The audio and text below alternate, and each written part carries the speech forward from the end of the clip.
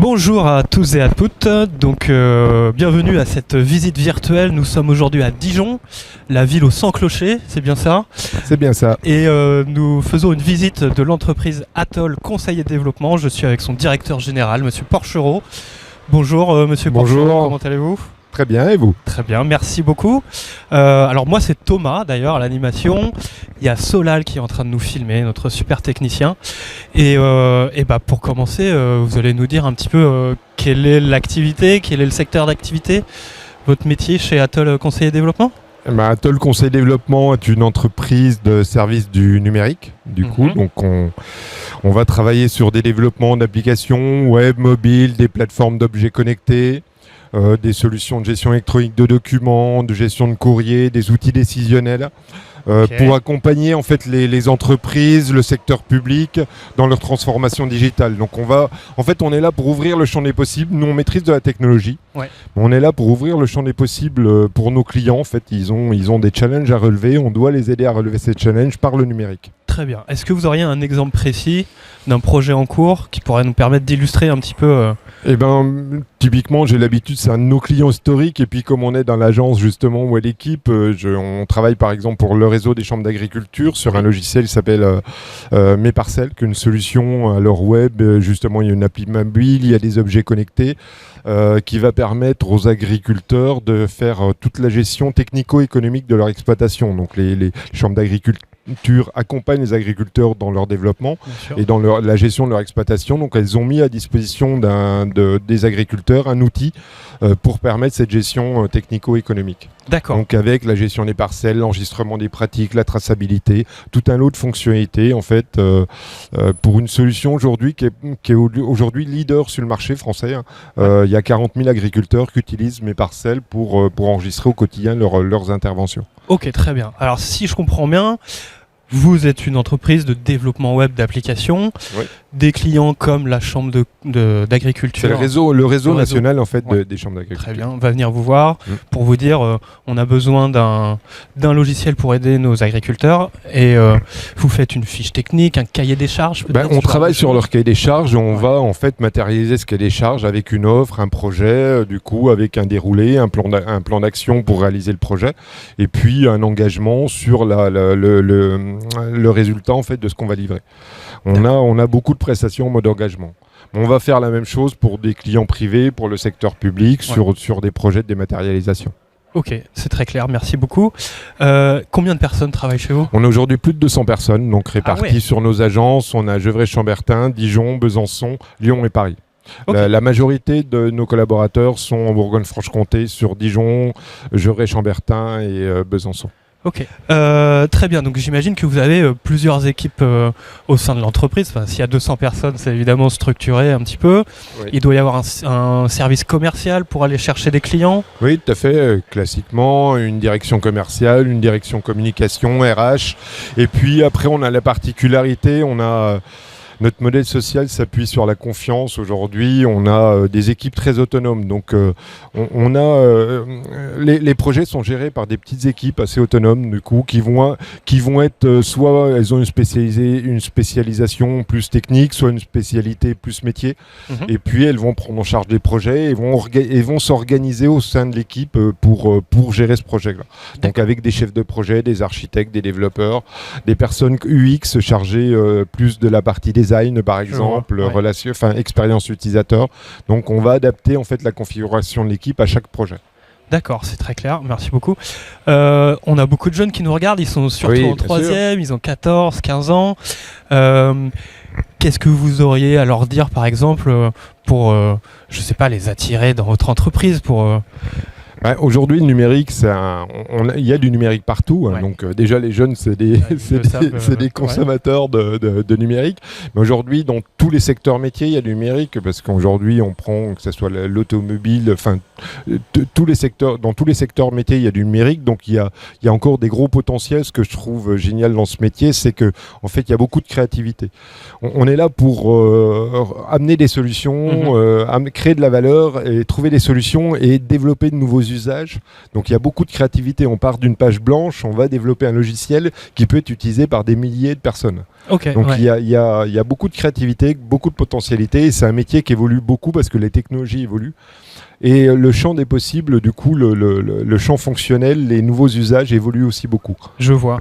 Est-ce qu'il y aurait des qualités particulières à avoir pour travailler chez vous ou dans le numérique particulièrement? Après, je sais que c'est très large et qu'il y a beaucoup de métiers. Donc ouais, c'est très large. Mais... Après, honnêtement, ce qu'on attend surtout des personnes, mais c'est vrai dans beaucoup d'entreprises, c'est d'être ouvert, c'est cette capacité, l'envie d'apprendre et l'envie de l'engagement en fait qui vont mettre en œuvre au sein de l'entreprise, quoi. Du coup, il y a forcément, après, il y a des qualités techniques et autres, mais il y a des choses qui s'apprennent. Mais globalement, le fait d'être ouvert, de collaborer, d'échanger, c'est quelque chose d'assez important au sein de nos équipes. Alors là, on est évidemment à l'entrée de l'entreprise qui se situe en plein cœur de Dijon. Donc, oui, c'est ça.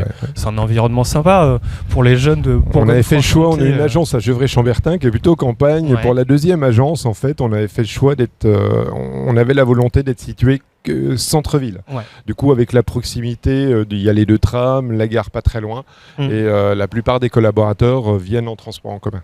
Ok, bah ça c'est important parce qu'on connaît la Bourgogne-Franche-Comté qui est une région plutôt rurale. Il peut y avoir des soucis de mobilité. Souvent chez les jeunes, c'est difficile de se déplacer pour aller à telle ou telle entreprise, mais là... Voilà, l'agence de Gevrey, il y a un TER, ils peuvent aussi venir en transport en commun, donc c'est à 8 minutes de la gare de Dijon en TER.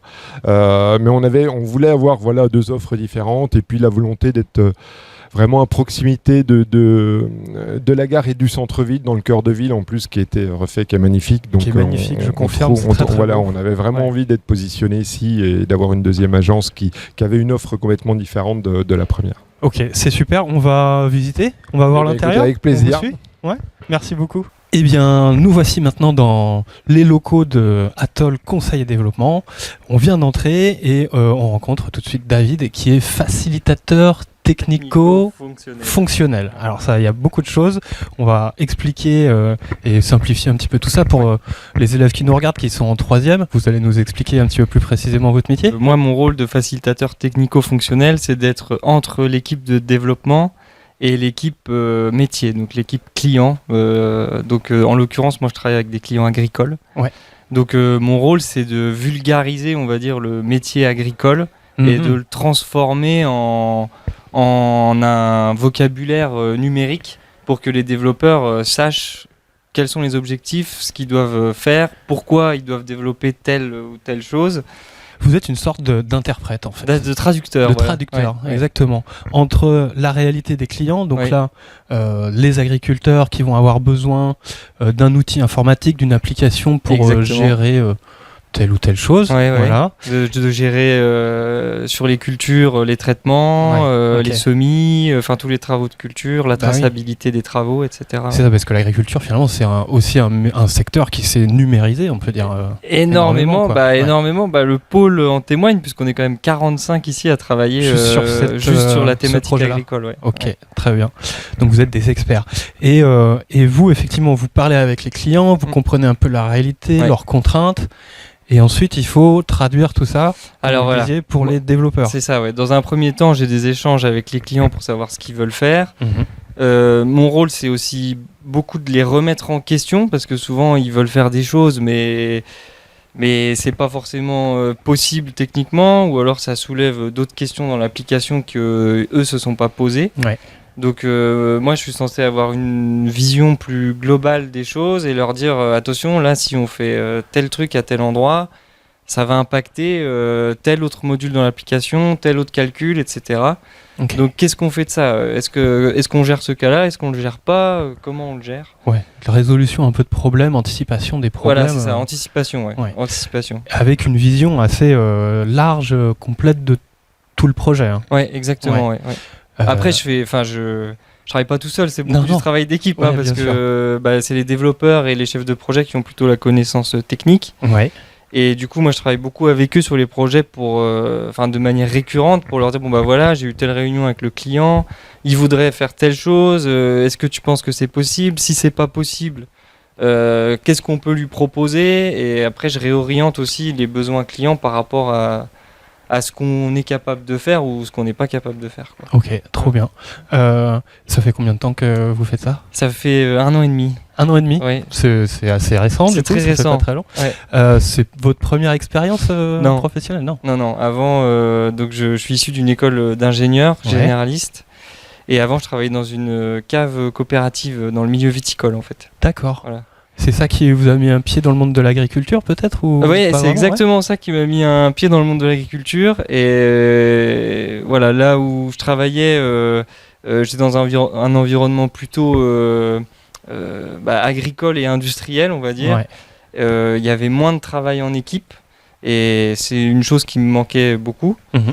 Et donc au bout de 5 ans, voilà, j'ai cherché une nouvelle expérience, et c'est comme ça que je suis arrivé à Toll, quoi. Ok.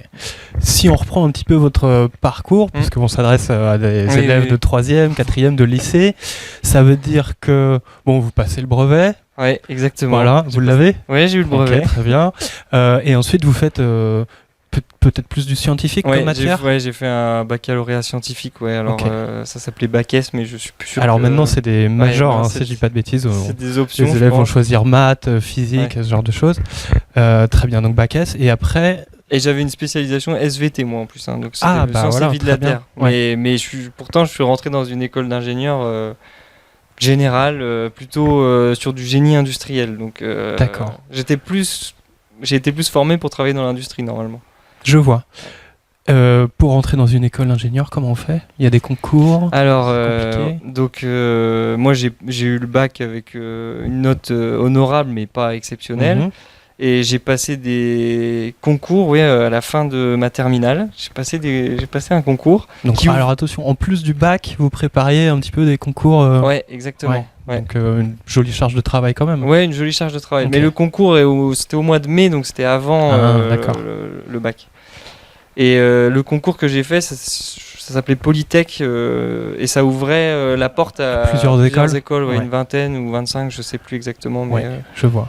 Mais voilà, c'était un concours qui ouvrait la porte à plusieurs écoles, et moi, après, j'ai réussi le concours et je suis rentré dans une école d'ingénieur, mais avec une prépa intégrée. Donc j'ai pas fait une classe préparatoire aux grandes écoles dans un lycée.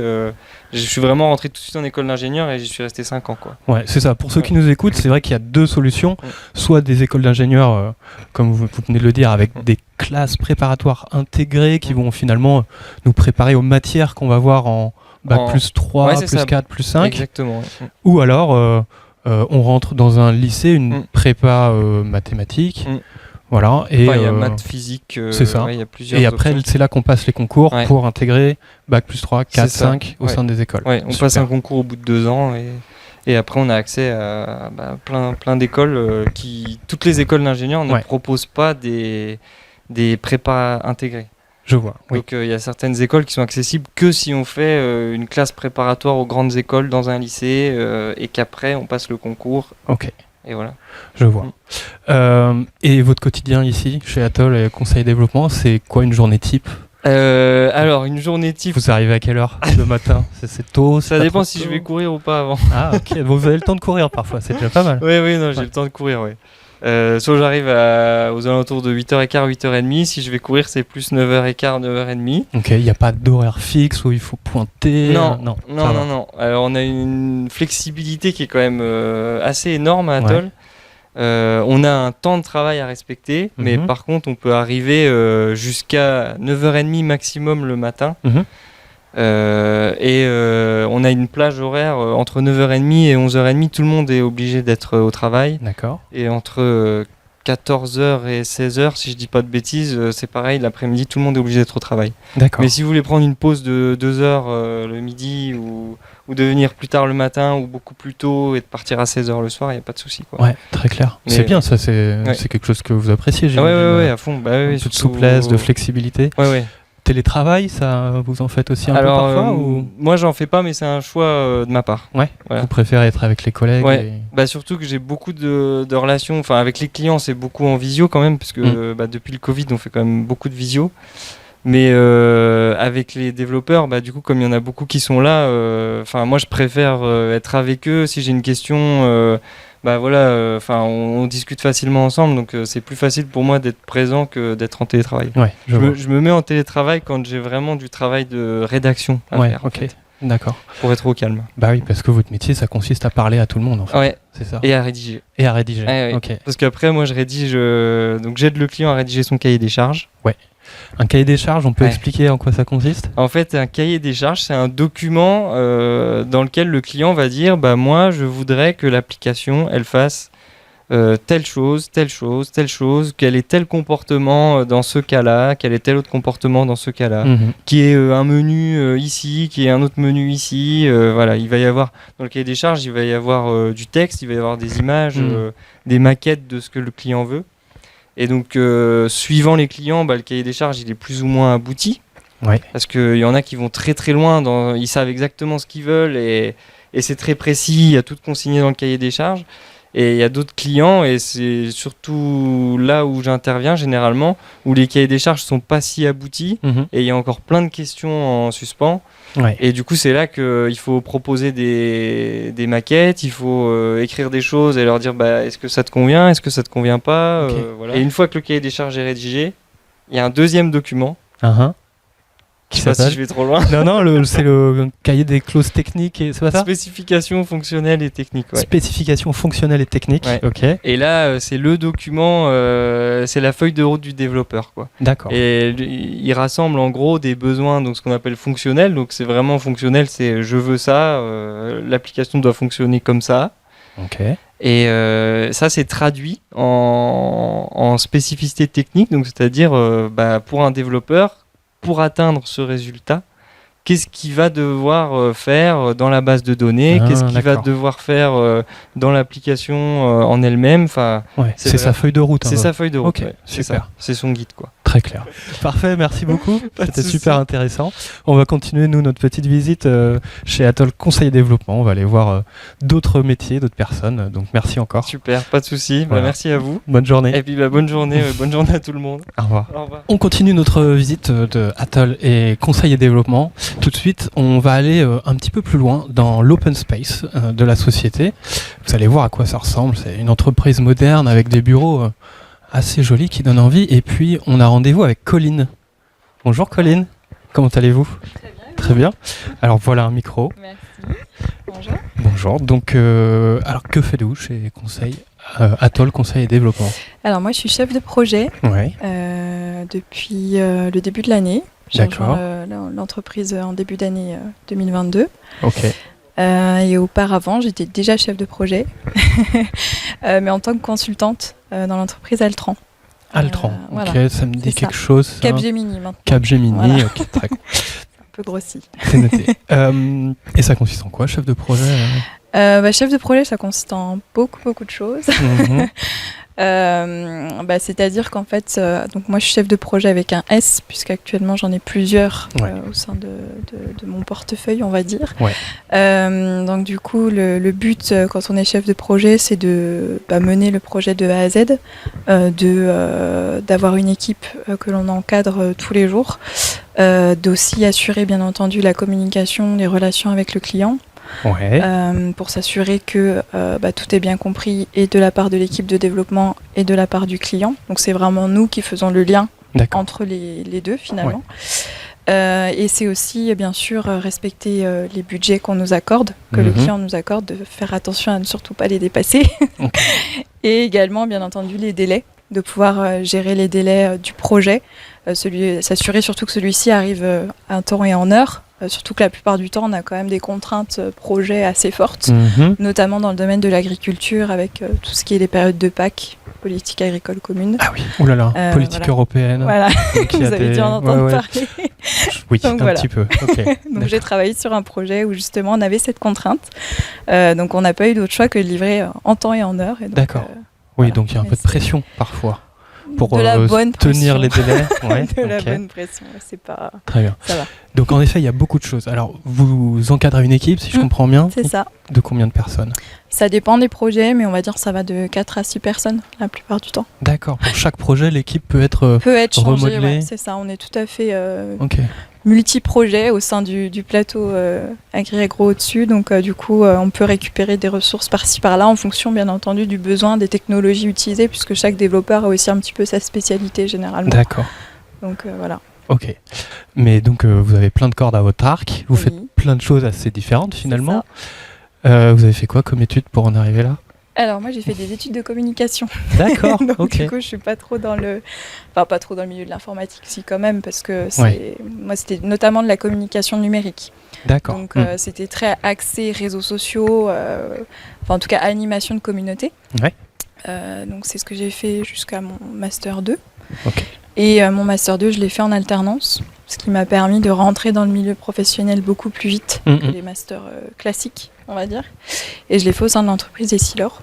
D'accord. À Dijon. Du coup, plus dans la partie communication, mais je faisais déjà malgré tout un petit peu de chefferie de projet dans la com, mais bon, c'était un petit peu lié. Et donc c'est comme ça que à la fin de mes études, je me suis plus orientée vers la chefferie de projet que la communication. Je vois. Ça sert toujours de toute façon. Ouais, bah, comme quoi. Ça, c'est pas vraiment une reconversion professionnelle, c'est une évolution un peu de carrière. Bah, on se dit que comme on fait des métiers de com, on est obligé d'aller dans la communication, enfin des études, oui, pardon. c'est ça. Mais finalement, plein d'autres portes peuvent être ouvertes. Il ne faut pas se stresser en se disant si je choisis ça, je vais faire que ça toute ma vie. Il n'y a pas une filière qui permet de faire uniquement un métier, on peut en faire. Ouais, c'est ça. Vous, au bout de 3-4 ans, ça y est, vous aviez déjà changé un petit peu de métier. Bon, bah, c'est plutôt rassurant pour tous ceux qui nous écoutent. Oui. Donc, oui, vous avez fait un Master 2 en alternance. Oui. C'est quelque chose que vous recommanderiez aux tout élèves. à fait. Ouais. Clairement, ça permet vraiment encore une fois, de se professionnaliser au maximum. Ouais. Vous pouvez expliquer en quoi ça consiste l'alternance ? Ouais. Alors moi, j'étais en alternance. Il y a plusieurs types d'alternance, mais moi, j'étais 2 semaines en entreprise et 2 semaines en cours, à chaque fois à plein temps. Ça peut être des fois quelques jours par semaine en entreprise, quelques jours en école. Ça dépend encore une fois du fonctionnement de l'école en elle-même. Ouais. Mais moi, donc c'était 15 jours et ça. Donc pendant 15 jours, j'étais vraiment en cours et mon travail ne m'appelait pas, ne me sollicitait pas. Ouais. Et les 15 jours en entreprise, c'était complètement l'inverse. Donc ça me permettait en fait des 15 jours à un autre de mettre en application ce que j'apprenais en cours. Et aussi, une fois que je revenais après à l'université, de dire ce que j'avais appris en entreprise. Ouais, donc, on a un petit peu le meilleur des deux mondes. On a la théorie à l'école où on vit sa vie d'étudiant. Voilà. Et puis, 15 jours plus tard, on est en entreprise, on est un salarié, on a des responsabilités, des choses à faire. Ça fait grandir aussi parce que en plus de ça, malgré tout, on est rémunéré. Bah ouais, c'est quand même important. C'est pas non plus rien. Alors que donc ça permet de vivre aussi sa vie étudiante. De financer les... mais voilà, donc c'est vrai que c'est très très bien, puis c'est surtout que ça donne après des passerelles, je pense, supplémentaires pour pouvoir trouver un emploi en fait à la fin des études. Ouais, ça aide.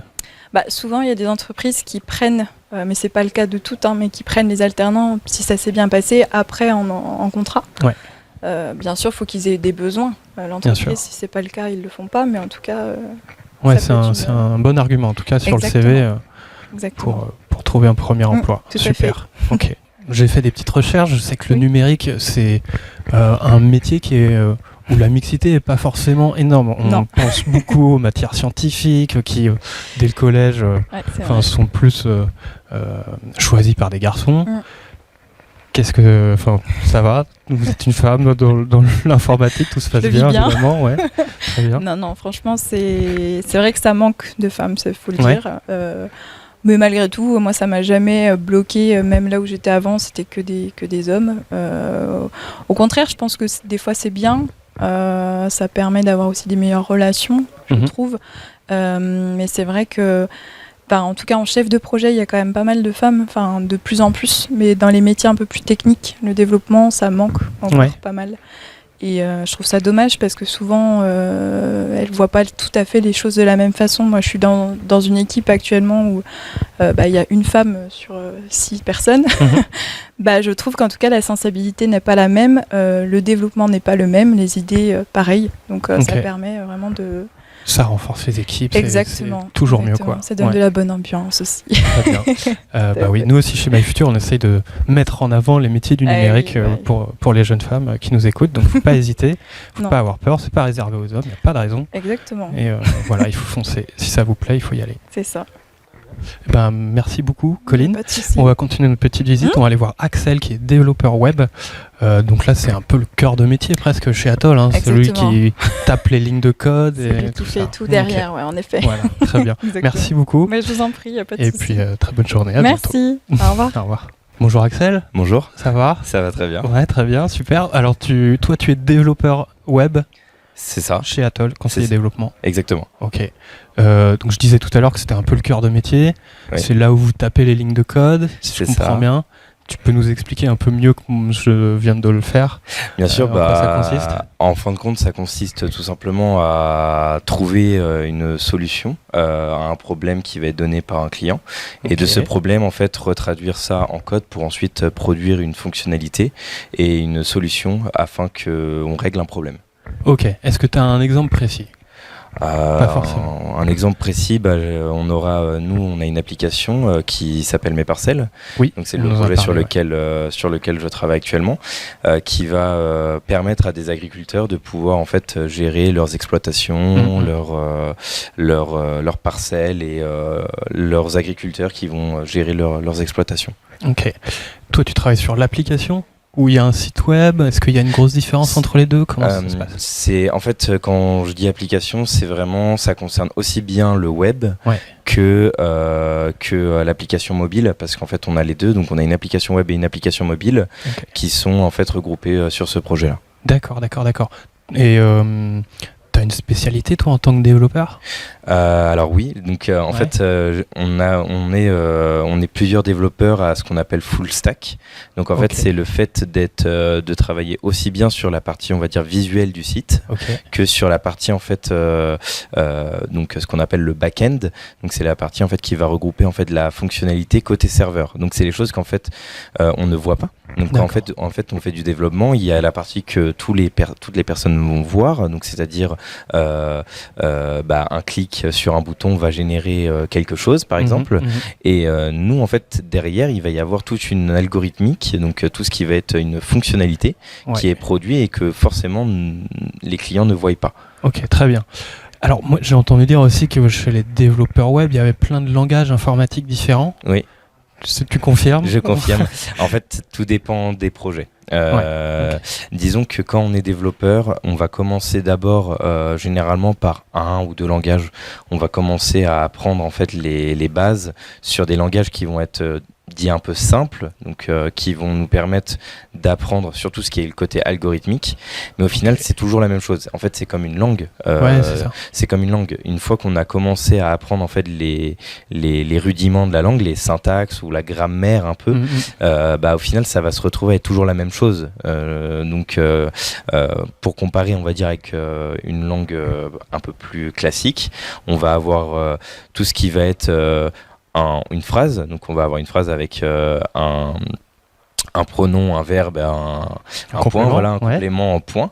Et ça, c'est ce qui est l'algorithmique.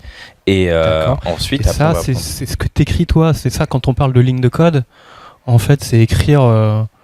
C'est écrire une phrase. Écrire une phrase en langage informatique. Voilà, c'est ça. Et en fait, j'ai écrit une phrase et après, on peut apprendre sous différents langages. Okay. Voilà, et donc du coup, je vais parler plusieurs langues différentes en informatique. Mais tu n'as pas fait d'école de langue. Non. Tu as fait une école d'informatique. C'est ça, exactement. Ouais. J'ai fait 2 ans d'IUT. D'accord. Après le bac, ça ? Juste après le bac, c'est ça. Donc j'ai fait 2 ans d'IUT juste après le bac et ensuite je suis passé à la licence professionnelle, donc une licence professionnelle web et mobile, qui m'a permis de m'améliorer dans tout ce qui était le développement web au final. D'accord. Et ça fait combien de temps que tu travailles en tant que développeur web ? En tant que développeur web, ça va faire 4 ans que je travaille si on compte mes 2 années d'alternance. Tu as fait aussi de l'alternance ? J'ai fait aussi de l'alternance. Okay. En fait, il faut savoir que il y a différents profils. Il y a ceux qui vont faire les études un peu classiques, qui vont commencer avec la fac et puis ensuite aller au master, etc. Et puis on a des personnes qui vont être un peu plus dans la pratique, ce qui est mon cas personnellement. J'ai un profil qui était un peu plus dans la pratique. Et donc j'ai commencé par l'IUT. Donc l'IUT, ce qui est avantageux, c'est qu'il y a de la théorie et il y a de la pratique, avec un peu plus de pratique que de théorie. par rapport à l'université. Ouais. Par rapport à l'université, mais par contre, du coup, on peut très vite se rapprocher du chemin de l'alternance. Et personnellement, je me suis très vite déplacé vers l'alternance parce que c'était quelque chose où je me sentais plus à l'aise déjà. Et je trouve personnellement, j'apprenais beaucoup mieux en étant directement sur le terrain plutôt que derrière un bureau à écouter des professeurs. D'accord. Ok. Il te fallait la pratique. C'est ça, exactement. Le boulot. À quoi ça ressemble une journée, la journée d'un développeur web ? La journée d'un développeur web. Déjà, on commence par le café, c'est important. Voilà. Ok. On commence par le café. Et en fait, une journée classique, ça va être d'abord, on va récupérer les missions qu'on a. Donc, tout dépend en fait dans quel projet on est. Mais ça va être, on allume l'ordinateur et puis on regarde donc on a un cahier des charges. Donc, généralement qu'on retraduit via des spécifications. Donc, les spécifications sont un peu plus détaillées qu'un cahier des charges. Pour expliquer, en fait, le client va nous donner un cahier des charges, mais lui va nous dire je veux telle fonctionnalité, telle fonctionnalité, telle fonctionnalité. Ensuite, on a des chefs de projet qui vont nous le retraduire en spécification, où là, ça va être un langage un peu plus technique, où ils vont nous dire ça va toucher à telle partie de votre code, et ensuite, nous, on produit du coup en fonction de ce qui est écrit. Donc, on va lire nos spécifications, produire le code, le tester. C'est aussi important de toujours tester ce qu'on fait. Et une fois qu'on a validé toute cette partie-là, on va en fait envoyer notre code sur une plateforme où tous les autres développeurs en fait de notre équipe ont accès. Ok. Et eux vont pouvoir ensuite regarder et nous faire en fait ce qu'on appelle une review. Donc c'est en fait ils vont relire notre code et nous faire des commentaires sur le code. Donc si c'est très bien, ils vont juste nous dire on valide et c'est bon, tu peux envoyer pour qu'on puisse le tester sur des serveurs, donc que les clients puissent y avoir accès. D'accord. Ou alors ils vont nous dire en fait cette partie-là de ton code ne va pas. Essaye de le modifier de cette façon-là peut-être, ça marcherait mieux. Et après soit il y a une discussion avec le développeur qui a fait la remarque, soit en final on va juste apporter la correction et au fur et à mesure des discussions on essaie de générer un code qui est le plus qualitatif possible pour que pour la suite ça soit plus simple pour les autres développeurs aussi et aussi pour le client. Je vois. Il y a eu beaucoup de termes anglais. Ah oui. Ouais. Tu peux nous en dire un mot ? C'est vrai que pour le coup maintenant j'en suis à un stade où je fais plus trop attention. Des fois je me laisse emmener par les mots anglais. Mais je te rassure, t'es pas le premier développeur que je rencontre qui parle avec des mots anglais comme ça. Donc c'est vraiment structurel. C'est dans le métier. Il y a beaucoup de ces mots anglais ou... Oui, alors en fait, c'est, je pense, une des compétences les plus importantes d'avoir de l'anglais. Alors, il y a eu beaucoup cette rumeur, oui, les développeurs, il faut être très très bons en mathématiques. C'est n'importe quoi. D'accord. Non, mais vraiment, les mathématiques... Alors, en fait, ce qui est important en mathématiques, c'est d'avoir de la logique. Donc, c'est cette partie-là des mathématiques qui sont importantes, c'est la logique, parce qu'il faut pouvoir retraduire des problèmes en langage et comprendre comment le résoudre. Donc tout est l'aspect algorithmique. Mais par contre, savoir faire des gros calculs mathématiques, c'est pas très important. C'est pas forcément ce qui va nous toucher. Et là, dans ce cas-là, on a aussi des ingénieurs qui, eux, vont nous retraduire ce qu'il faut faire en termes de calcul. Et nous, on va suivre le calcul qui nous est donné au final. Par contre, en anglais, là, c'est là où c'est important, c'est que les langages sont... En fait, la langue universelle, c'est l'anglais. Donc déjà, la plupart du temps, tout ce qui va être documentation, tout ce qui va être information, va être en anglais. Les informations les plus à jour seront en anglais. Et généralement, on dit toujours en tant que développeur que si l'information est arrivée en française, c'est qu'elle est déjà obsolète. Ah, elle a été traduite, elle a été déformée par rapport à l'origine un peu. Ça peut être ça, mais c'est plus en fait que si ça sort en français, c'est qu'il y a déjà une nouvelle mise à jour qui est en anglaise et qu'on peut récupérer déjà un peu plus loin. D'accord. Donc en fait, l'anglais est super important. Après, c'est de l'anglais qui est, une fois qu'on est dedans, se comprend facilement en fait. C'est les mêmes mots qui reviennent. C'est les mêmes mots qui reviennent souvent, etc. Exactement. Donc c'est important, mais il ne faut pas se stresser non plus si on ne fait pas des dissertations en anglais. Non, il ne faut pas non plus savoir faire des dissertations, mais juste comprendre l'essentiel. Oui. Ok, je vois. Qu'est-ce que tu pourrais dire à des jeunes qui nous regardent, qui seraient tentés par ce métier de développeur informatique, mais sans être trop sûrs ? Enfin, qu'est-ce qui... Je pense c'est un travail où il faut être quand même intéressé. Je dirais pas forcément passionné. Je pense juste qu'il faut être très intéressé par la tech et il faut avoir envie en fait d'apprendre. C'est un métier où on apprend tous les jours. On ne fait jamais la même chose et du coup, c'est une compétence primordiale de savoir apprendre. Ok. Voilà. Se former tout seul, quoi. De savoir se former tout seul, c'est important, et d'avoir envie aussi. Ouais. C'est surtout ça qui est important, d'apprendre. Super. C'était très clair. Je te remercie. Merci. Je te souhaite une bonne continuation. Et puis on va continuer notre visite de Atoll Conseil Développement. Bonjour Nabil. Bonjour Thomas. Enchanté. Donc tu es développeur web chez Atoll Conseil Développement. Est-ce que tu peux nous expliquer un petit peu en quoi ça consiste et les spécificités de ton poste notamment? Alors moi je suis développeur chez Atoll depuis 5 ans maintenant. Donc mon job consiste à développer une application, la maintenir. Maintenir, qu'est-ce que ça veut dire le maintenir? Alors la maintenir, c'est de la garder à jour, débugger un petit peu aussi, voilà, parce que des fois on peut avoir des problèmes aussi, ça nous arrive. Ouais. Et voilà, c'est un peu mes missions du jour, quoi. D'accord. Tu as toujours été développeur web, quel est ton parcours? Ah non, moi je suis développeur web depuis 5 ans. Depuis 5 ans. Ouais. Ok. Et avant, tu travaillais dans un autre secteur? Avant, je travaillais dans le social. Dans le social, ok. Voilà. J'étais assistant d'éducation, je travaillais dans une classe relais, un dispositif relais, donc j'aidais les jeunes à se réinsérer. Ok, d'accord, très bien. Nous, on les aide à trouver des stages et à découvrir le métier. Donc, voilà. tu vois, ça colle Vous un êtes petit les peu. gens juste après moi. C'est ça. Et donc, tu as fait une reconversion professionnelle, c'est ça? C'est ça. Ouais. Ouais. Donc, c'est quand on change complètement. Voilà, j'ai tout changé. Ouais. Et pourquoi vers le développement web? J'avais déjà fait de l'informatique quand j'étais plus jeune. Ouais. J'ai eu une opportunité de travailler dans le social, ça m'a beaucoup plu, j'ai travaillé dans le social. Et ensuite, à la naissance de mes enfants, j'ai décidé de changer de travail, de changer d'orientation, et je suis revenu vers mes premiers amours, donc voilà, les ordinateurs. D'accord. Est-ce qu'il y a des projets en particulier sur lesquels tu travailles chez Atoll? Alors moi, je travaille depuis 5 ans sur le même projet, donc c'est un projet qui s'appelle Mes Parcelles, c'est pour les chambres d'agriculture. On en a déjà entendu parler, ok, Voilà. très clair. Alors on m'a dit que tu encadrais les jeunes de l'entreprise ou tu gères une équipe, est-ce que tu peux nous en dire plus? Alors je ne gère pas d'équipe, mais c'est vrai que j'ai déjà eu des petits stagiaires, alors c'était des stagiaires en stage de lycée, de collège. De collège, de troisième. Stage de découverte Puis de après, troisième. on a aussi tous les stagiaires qui arrivent dans l'équipe, alors qui ont un tuteur attitré, on va dire entre guillemets, mais tout le monde est là pour les aider, parce que on est un groupe, on est une équipe, et puis la personne qui est attitrée n'est pas forcément disponible à ce moment-là, Donc c'est toi qu'on appelle... Pas forcément moi, mais j'aime y aller.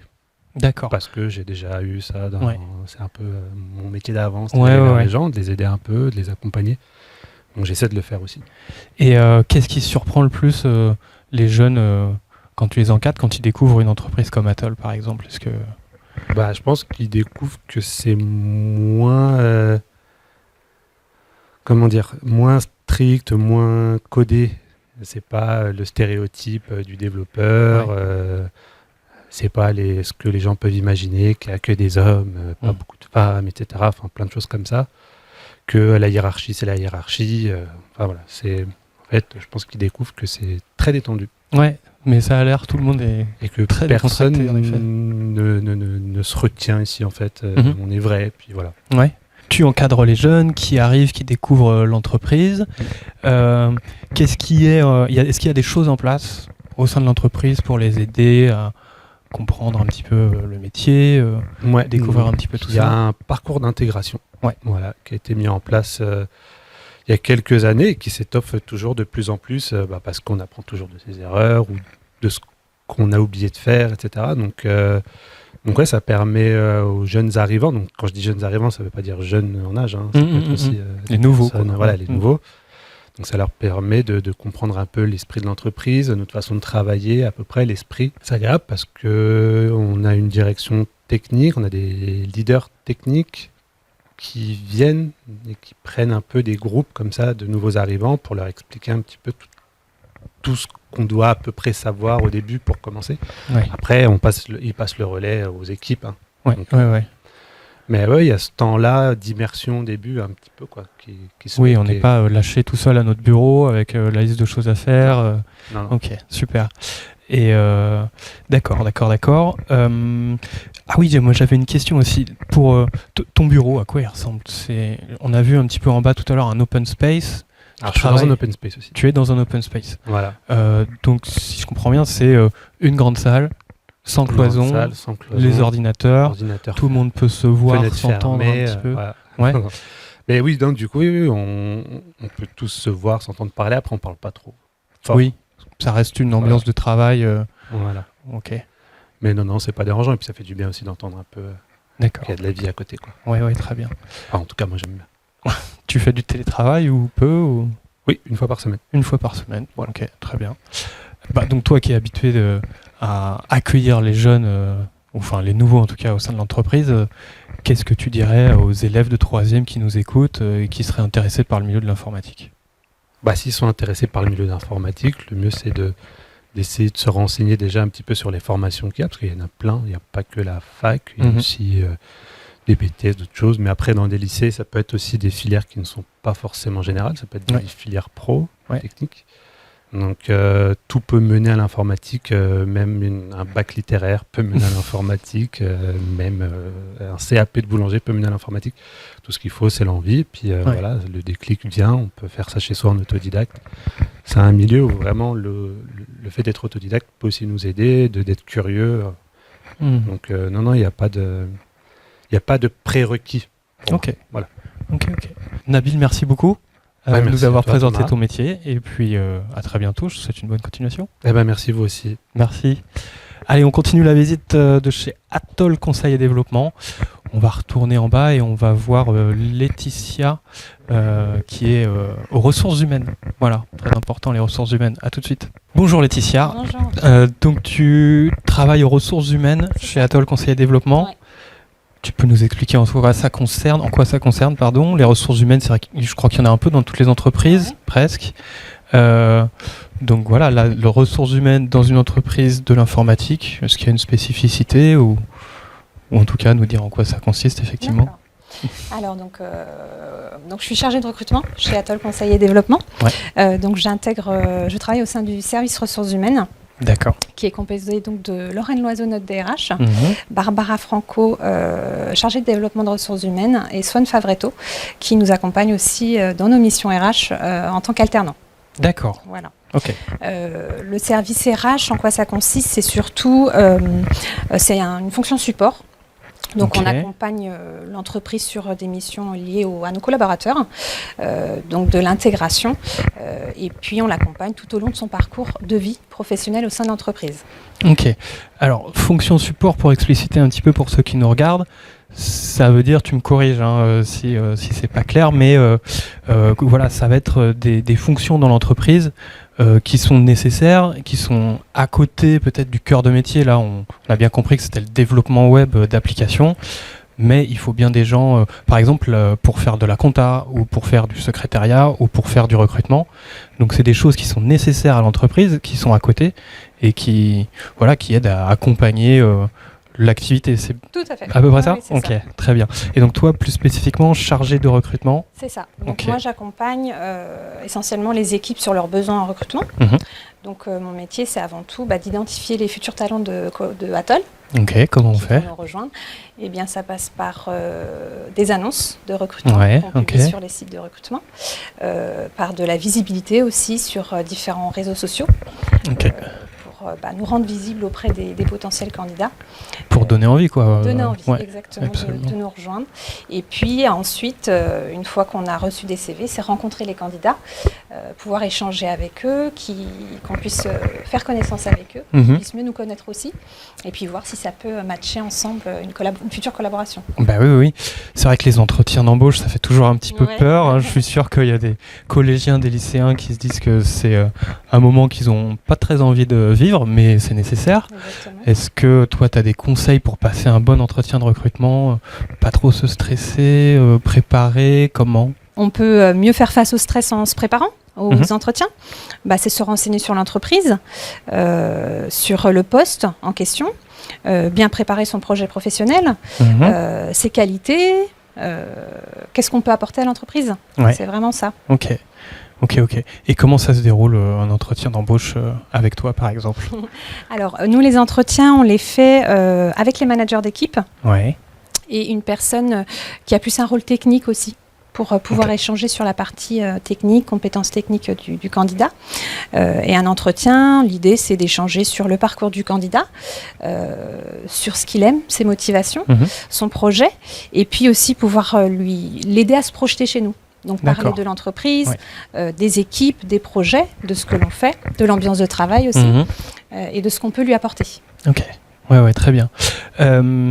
Et donc, alors si on continue, une fois que tu as fait passer un entretien, tu fais passer des entretiens à plusieurs candidats. Tout à fait. Voilà, après, il y a j'imagine tu débriefes avec les équipes techniques de management, vous désignez le meilleur candidat, et puis voilà, c'est parti, l'embauche, et ça commence. Exactement, c'est ça. Et puis donc on accueille le futur salarié, il y a tout un parcours d'intégration pour que ça se passe au mieux pour lui. Ça peut être des formations, on a des petits déjeuners d'intégration aussi. Oh, sympa. Exactement, pour créer des promotions de nouveaux arrivants. D'accord. Et puis il a un tuteur aussi, quelqu'un qui va l'accompagner dans la prise de ses fonctions. Ok, très bien. Donc il n'est pas tout seul, il est accompagné. Exactement. Vous faites attention à ce que tout le monde soit bien intégré dans l'entreprise, quoi. C'est sympa. Très bien. Alors, c'est vrai qu'on voit Girls in Tech là derrière. On a parlé déjà un petit peu de la mixité au sein des entreprises de l'informatique. Vous faites des choses, vous en particulier, envers les jeunes femmes et l'informatique? Alors, de façon plus générale, ce qu'on va faire, on est très sensible à être présent au sein des collèges, des lycées, de pouvoir présenter nos métiers et puis aussi de lever quelques idées reçues par rapport à ce métier d'informatique. On peut penser que c'est unique pour les hommes, pour des gens qui sont plutôt doués en maths. Et non, donc on explique que voilà, c'est vraiment un métier qui est ouvert à tous, à toutes, et pour vraiment inviter aussi les jeunes femmes à se poser des questions sur ce métier, et si elles en ont envie, pourquoi pas de se renseigner et puis d'oser y aller vers ce type de métier. Ok, très bien, très clair. Juste peut-être pour travailler dans les ressources humaines, quel parcours as-tu fait dans les grandes lignes? Alors j'ai fait une formation universitaire, j'ai un master en ressources humaines. D'accord, voilà. Ok. Alors il peut y avoir, c'est comme pour les métiers de l'informatique, il n'y a pas qu'un seul parcours. Il y a différents parcours de formation, ça peut être des études plutôt courtes, plutôt longues. Il y a des formations par exemple de licence pro, de licence aussi ressources humaines, qui peut permettre d'accéder à des postes en ressources humaines. D'accord, très bien. Donc dans tout le recrutement que vous faites pour Atoll, vous recrutez des stagiaires aussi, des alternants? Comment ça se passe? Il y a des des quotas de stagiaires que vous avez pour l'entreprise? Alors, il y a deux choses. Alors, effectivement, on peut accueillir des stagiaires pour des stages de 3e. Oui, les fameux stages de découverte. Les stages de découverte, effectivement. On en a environ 10 par année. On accueille 10 par année. Ok, c'est pas mal. Et ensuite, pour des stages dans le cadre de formation et des alternants également, on accueille ce type de public. Donc on va être, cette année par exemple, on accueille 18 stagiaires et 14 alternants. Ah oui, d'accord. Voilà. On s'inscrit vraiment comme une entreprise apprenante. C'est vraiment important pour nous de pouvoir accueillir des jeunes, les accompagner, les former, les faire découvrir ce métier. C'est vraiment ça fait partie de nos valeurs. Ouais, c'est très intéressant. Et ça vous arrive de souvent embaucher les stagiaires ou les alternants qui ont travaillé chez vous? Oui, tout à fait. Par exemple, cette année, on a recruté 6 alternants qui sont passés en CDI chez nous. Ouais. Donc c'est gagnant-gagnant déjà pour l'entreprise, pour le salarié, l'alternant. Ouais. Il est déjà un peu intégré dans l'entreprise, il connaît la manière de faire, les outils. Exactement. Donc c'est quelque chose qui est apprécié en tout cas d'un point de vue des ressources humaines, quoi. Tout à fait. Ok, super. Pour terminer, quel serait votre conseil pour des jeunes qui nous regardent, qui sont intéressés, pas nécessairement que par l'informatique d'ailleurs, ça peut être les ressources humaines ou d'autres métiers. Vous, en tant que spécialiste de recrutement, du coup, qu'est-ce que vous auriez comme conseil? Moi, je conseille surtout, c'est la découverte, d'aller rechercher des informations. Donc déjà, Internet propose énormément de choses à ce niveau-là. Sur YouTube, on a des témoignages de professionnels. Donc ça permet déjà d'avoir un peu plus une idée concrète par rapport à des fiches métiers. On peut avoir des choses un peu généralistes. Les témoignages permettent de voir ce que font concrètement les gens. D'aller rencontrer autour de soi aussi des personnes qui font différents métiers, à les interroger sur ce qu'ils font, leur quotidien. C'est vraiment aller à la rencontre de différents professionnels, d'échanger avec eux, de faire des stages d'immersion aussi pour découvrir les métiers. C'est vraiment, je pense, ce qu'il faut. Donc on s'informe sur Internet, pas se perdre non plus dans la masse d'informations et privilégier aussi du concret, les témoignages, les rencontres, le réseau en fait, essayer de... Privilégier aussi ses envies. Oui, bien sûr. Être à l'écoute de ce qu'on a envie, de ne pas se freiner avec des idées préconçues. Tel domaine, c'est plutôt pour tel type de profil. Voilà. Vraiment rester ouvert et quand on veut, on peut y arriver. Donc, c'est vraiment pas se fermer les portes. Exactement. Ok, super. Merci beaucoup. Je vous en prie. On va vous souhaiter une très bonne journée. Nous, on va terminer notre petite visite de Atoll Conseil et Développement, pour vous montrer d'autres salles, à quoi ça ressemble vraiment l'open space où tous les développeurs travaillent. Nous, on va pas y aller poser des questions parce qu'on va les déranger dans leur travail. Donc, on va vous proposer des petites images. Restez avec nous et puis à très bientôt. Merci.